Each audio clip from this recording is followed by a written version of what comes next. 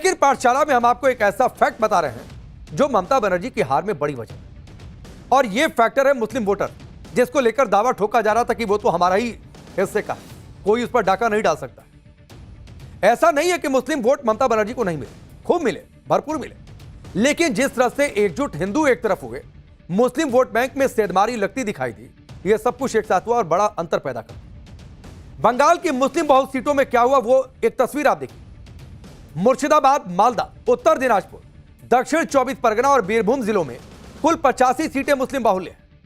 2021 में इन 85 में से 75 सीट टीएमसी ने जीत ली थी और सिर्फ 9 सीट बीजेपी को मिली थी और 1 सीट गई थी अन्य के खाते में।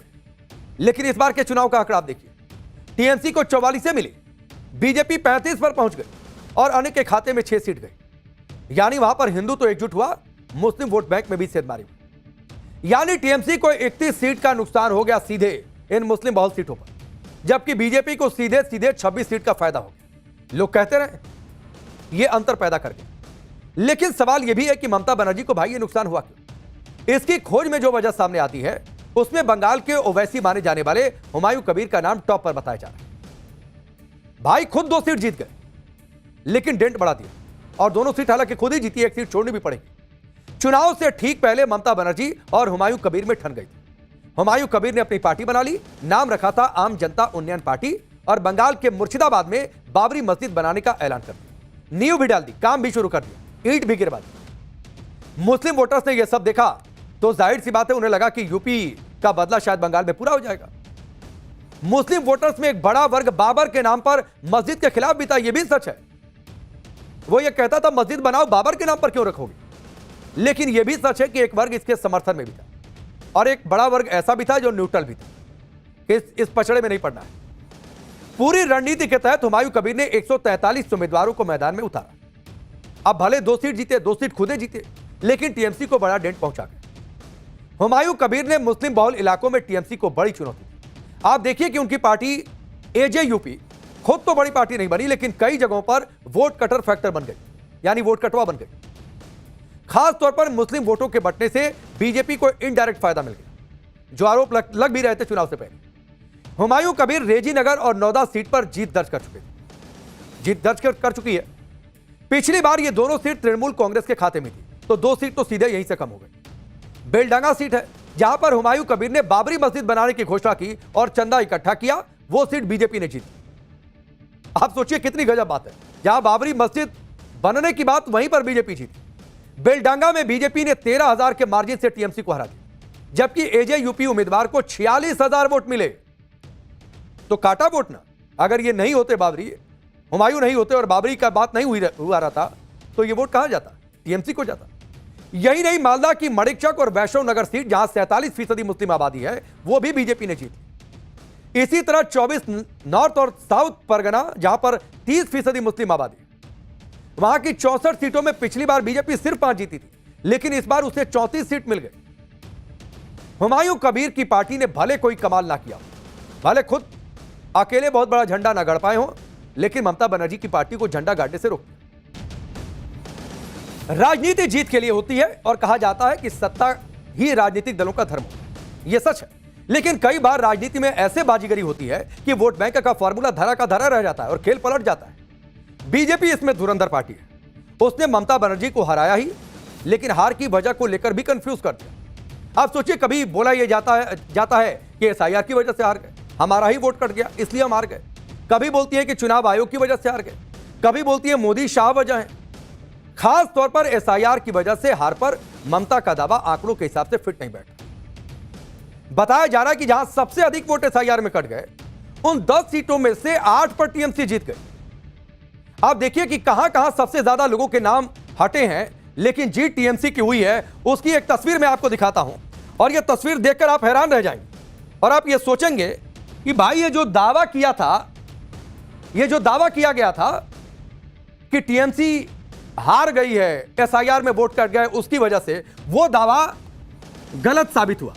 यानी आप एक लाइन में समझिए कि जहां वोट कटे वहां पर दीदी जीत गई, और कैसे जीती है उसकी एक तस्वीर मैं आपके सामने रखूंगा, और आप इस आंकड़े को बहुत ध्यान से देखिएगा, क्योंकि ये आंकड़े पूरे इस कहानी को, इस नैरेटिव को सेट कर देंगे।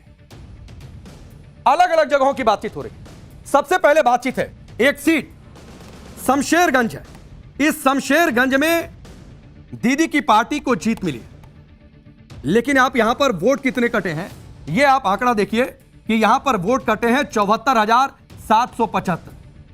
तो भाई 74,775 वोट कट गए शमशेरगंज में, तो जीत कैसे गई? अगर आप ही का वोट कट रहा था तो फायदा किसको मिला? SIR का टीएमसी को मिला।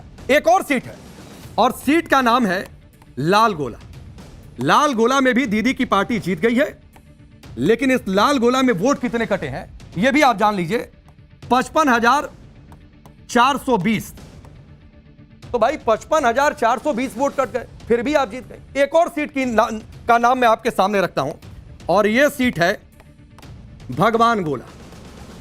भगवान गोला में भी मुकाबला था और जबरदस्त मुकाबला था, लेकिन भगवान गोला में भी टीएमसी की पार्टी चुनाव जीती है। और आप जानते हैं कितने वोट से जीती है?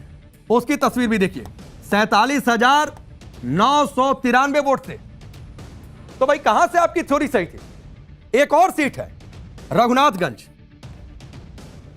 रघुनाथगंज में भी दीदी की पार्टी जीती है। यह उन्हीं 80 सीटों में यह भी रघुनाथगंज है जहां पर दीदी जीती है।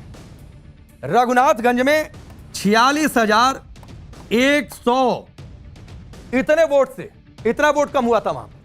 एक और जगह है, आप ये देखिए, इस जगह का नाम है, एक और सीट है जहां पर टीएमसी जीती है, और यह सीट है मेटिया बुर्ज।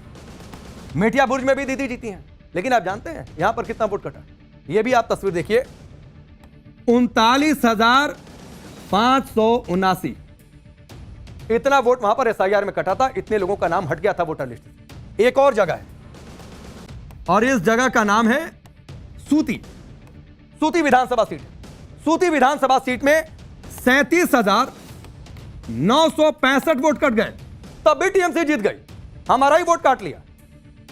एक और जगह है मोताबाड़ी। मोताबाड़ी यह भी विधानसभा सीट जहां पर जीती है टीएमसी पार्टी, और इसका अंतर है, यानी जो वोट कटे वो कटे 37,255। तो भाई बताइए ना, यह सवाल पूछा जाएगा कि अगर आप जीत रही हैं जहां पर वोट घट गया तो फायदा किसको मिला? आपको मिला ना जी। तो फिर यह क्यों कह रहे हैं कि हमारा वोट कट गया, हमारा वोट कट गया? आंकड़े गवाही दे रहे हैं, लेकिन ममता बनर्जी अलग मोड में चल रही है। वो सीएम पद से इस्तीफा नहीं दे रही थी। देश के इतिहास में पहली बार ऐसा हुआ कि स्वयंभू सीएम बनने की सोच रही थी, लेकिन यह देश संविधान से चलता है, और संविधान में इसका भी प्रावधान है। आपको इसकी भी चर्चा आगे हो। और आपने देखा होगा चुनावी रैलियों में राहुल गांधी जी दिखाते हैं ना संविधान हाथ में लेकर, ममता बनर्जी भी संविधान बात करती हैं। और पिछले चुनाव में तो कहा गया था कि यह संविधान बचाने की लड़ाई है, बीजेपी आई तो संविधान बदल देगी। खुद इस संविधान का सम्मान नहीं कर रहे हैं। अखिलेश यादव भी संविधान बचाओ बचाओ बोलते रहते हैं, लेकिन यह किस संविधान में लिखा है? कोई बताएगा किस अनुच्छेद, कौन सी धारा है कि चुनाव के दौरान हार गए तो भी मुख्यमंत्री पद से इस्तीफा नहीं देंगे और खुद डिक्लेयर कर देंगे भाई हम चुनाव हारे नहीं है। अखिलेश यादव भी पहुंचे तो दीदी से पहली बात यही बोली थी, दीदी आप हारी नहीं है चुनाव। लेकिन संविधान में सबका उपाय है। ममता की पूरी कैबिनेट आज बर्खास्त कर दी गई। अनुच्छेद 164 जिसकी चर्चा हमने पहले भी की थी, गवर्नर के पास अधिकार है, गवर्नर ने अपना काम कर दिया, उस अधिकार का इस्तेमाल कर दिया और गवर्नर ने कह दिया चलिए हटिए, आप चुनाव हार गई हैं, आप भले इस्तीफा मत दीजिए, लेकिन मैं आपको हटाता हूं, नई सरकार को आने दीजिए, रास्ता मैं बनाऊंगा, गवर्नर बनाएंगे, जो कि संवैधानिक तौर पर राज्य में सरकार के मुखिया होते।